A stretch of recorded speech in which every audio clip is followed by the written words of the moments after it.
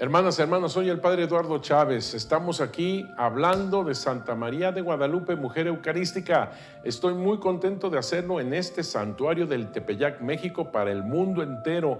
Me da tantísimo gusto que ustedes han también hecho la labor de Juan Diego de invitar a tantos y tantos para conocer más y mejor a Santa María de Guadalupe, que nos trae a Jesucristo nuestro Señor, como hemos insistido. El centro de la Virgen de Guadalupe es Jesucristo nuestro Señor, esta mujer eucarística. Y ahorita vamos a ir viendo más y más por qué se le puede denominar mujer eucarística, la Santísima Virgen de Guadalupe. Nos quedamos como Juan Diego está en ese momento viendo, contemplando este cerro que había estado árido, pedregoso, salitroso, signo de muerte, ahora es signo de vida divina, precioso. Y cómo la Virgen de Guadalupe está tomando lo bueno y verdadero de su cultura, de su ser, de su raíz. Porque los ancianos, quiero decirte que para el indígena era su raíz, su cultura, su fundamento, su autoridad. Por eso es tan importante el anciano. Te recuerdo otra cosa muy importante. Los indígenas no saben leer, no tienen caracteres latinos, a eso me refiero. No tienen esta cultura obviamente europea. Así que ellos tienen una cultura en donde hay códices, glifos, dibujos, pero que ellos tenían todo que aprenderlo de memoria. Me explico.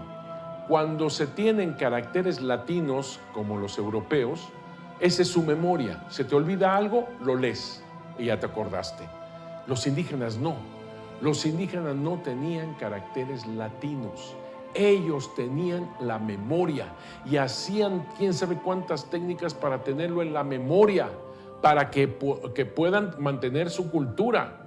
Así que es la tradición oral, la memoria, y se transmitía a través de tradición oral todo lo que es su memoria.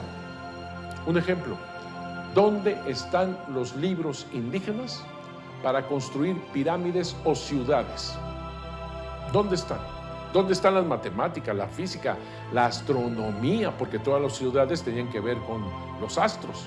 ¿Dónde está todo eso para saber exactamente cómo conducirse para edificar una ciudad?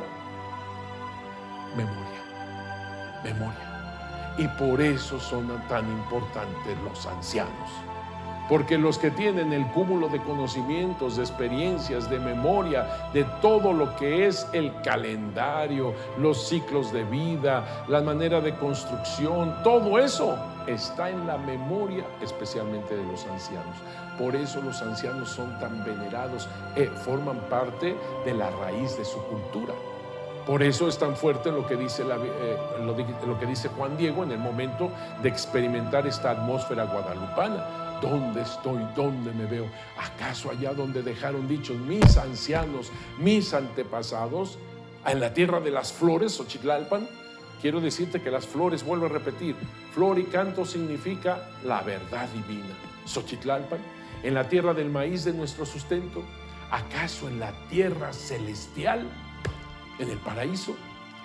No cabe duda que San Juan Pablo II, cuando definió la fiesta, cuando canonizó a Juan Diego Cuautlatontzin, determinó que fuese precisamente el 9 de diciembre para que se celebrara Juan Diego, porque es cuando entra al paraíso. Y entra al paraíso de una manera verdaderamente preciosa, mejor no se podía. ¿Por qué?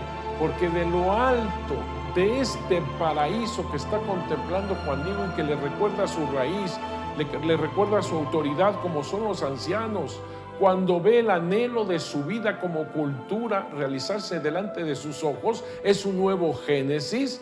Dentro de este nuevo Génesis, esta nueva creación, escucha su nombre: Juanito, Juan Dieguito. Esto es tremendamente fuerte. ¿Por qué? Porque lo primero que pronuncia María de Guadalupe es el nombre del laico. Un laico elegido por Dios a través de ella, de Santa María de Guadalupe. Un hombre humilde, sencillo, un macehual. Un hombre no es humilde porque haya sido católico, quiero aclararte. La cultura indígena valoraba tremendamente la humildad antes de la llegada de los españoles. Si este indígena es humilde, es por la cultura de sus antepasados. Eso es lo que valora la Virgen de Guadalupe y lo que está tomando lo bueno y verdadero de la cultura indígena, pero lo está llevando a la plenitud en Jesucristo nuestro Señor. Así que lo primero que pronuncia María, la doncella de Nazaret, una mujer, que también te voy a recordar una cosa. En aquel entonces la mujer no tenía crédito. Un indígena macehual tampoco. Sin embargo, fíjate cómo Dios se manifiesta a través de la misma humildad del ser, de su criatura. Así que María viene aquí con Jesucristo nuestro Señor en su inmaculado vientre. Esto también necesitamos reflexionar tanto. La Virgen de Guadalupe no es una aparición más, no te equivoques. No es una aparición más. Es el encuentro con Jesús a través de ella. Lo digo de esta manera para entendernos más. En otras partes del mundo, apariciones de María hay. Es como si Dios le dijera: Madre, ve en medio de ellos y después me dices cómo te fue. Estoy haciendo este ejemplo nada más para entenderlo más. En Santa María de Guadalupe no. En Santa María de Guadalupe no es: Madre, ve en medio de ellos y me platicas después cómo te fue. No. En Santa María de Guadalupe es Dios mismo quien le dice: llévame contigo. Así que no es venerar solamente a María, sino en Santa María de Guadalupe es adorar a Dios, quien viene en su inmaculado vientre. Quiero ser muy claro. No estoy diciendo adorar a Santa María de Guadalupe. Estoy diciendo adorar a Dios, quien viene en el inmaculado vientre de Santa María de Guadalupe. Si el Tepeyac es un lugar sagrado, es por Jesús en María. Yo creo que con esto entendemos lo que está pasando. Es un encuentro con Dios mismo a través de su madre, a través de la doncella que le dijo: soy la esclava del Señor, hágase en mí según tu palabra, y lo sigue diciendo como lo siguió diciendo en la cruz, al pie de la cruz. Cuando Jesús nos dio, nos entregó su sangre, su dolor, su cuerpo, su alma, su espíritu totalmente. Y en esa cruz todavía nos entregó a María como nuestra madre. Mujer, ahí está tu hijo. Hijo, ahí está tu madre. Y María siguió diciendo sí, y fue con Juan. En este momento con Juan Diego, con este otro Juan, ella sigue diciendo: soy la esclava del Señor, hágase en mí según tu palabra. Y el hecho de que ella, en su aliento, en su palabra, que quiero decirte también esto, el aliento y la palabra vienen de las entrañas de María. ¿Y quién está en sus entrañas sino Jesús?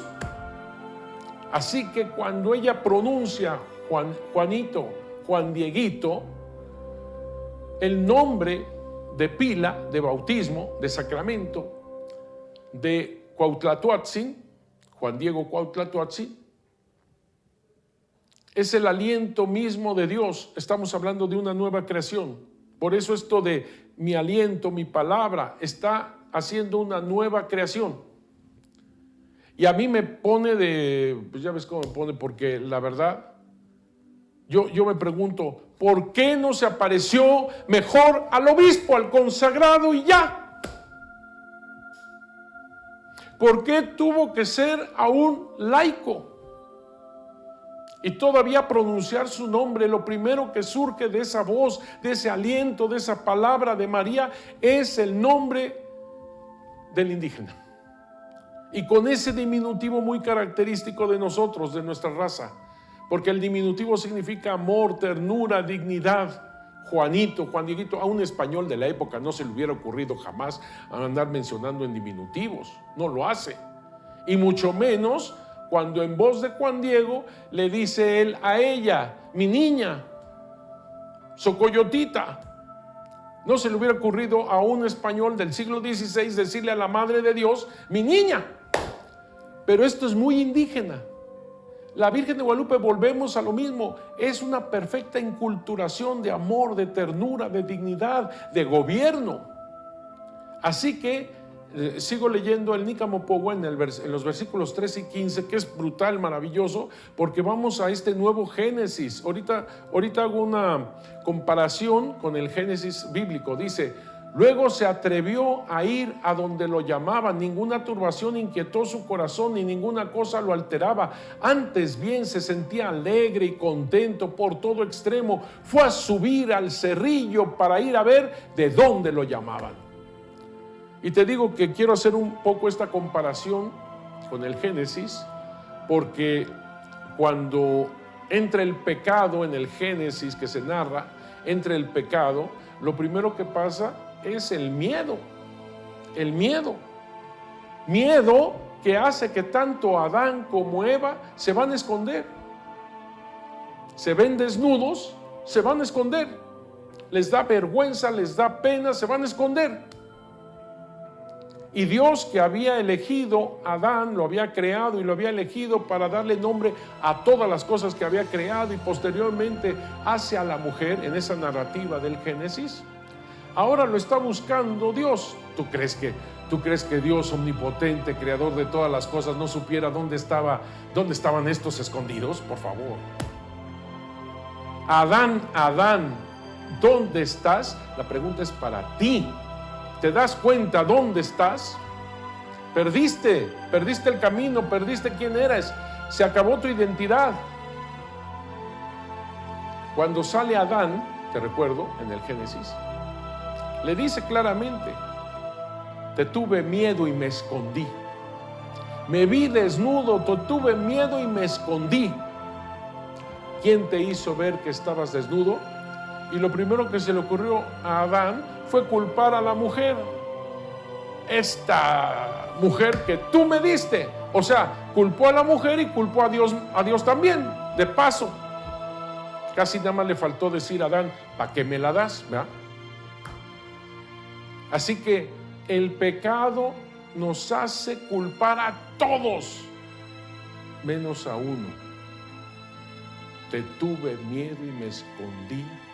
Y cuando estoy delante de ti, culpo a todos, incluso a ti. ¿Qué comparación con lo que está pasando con Juan Diego? No tuvo miedo, al contrario. Desde donde lo llamaban Juanito, Juan Dieguito, él fue contento, subió para ver quién lo llamaba. Juan Diego, este laico humilde, es el primero que escucha la voz de María. El laico es el primero quien escucha y sabe cómo es el timbre de la Madre de Dios y su madre.